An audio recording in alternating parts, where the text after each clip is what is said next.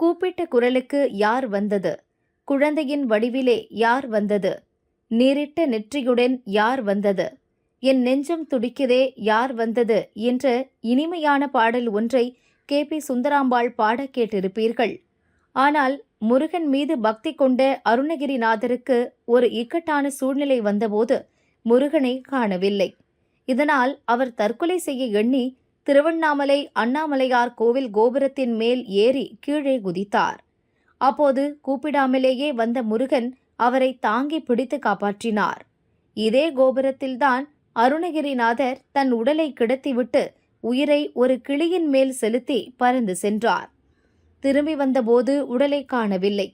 கிளியின் வடிவிலேயே முருகனிடம் சரணடைந்தார். இதனால் இந்த கோபுரத்திற்கு கிளி கோபுரம் என பெயர் வந்தது. இங்குள்ள 16 கால் மண்டபத்தில் மயிலில் இருந்த முருகன் இறங்குவது போன்ற சிற்பம் கண்ணை கவரும். கோபுரத்து இளையனார், கம்பத்தடி இளையனார் சன்னதிகளிலும் முருகன் அருள் பாலிக்கிறார். இங்குள்ள குகை நமச்சிவாயர் கோவிலுக்கு செல்லும் வழியில் தண்டபாணி கோவில் உள்ளது.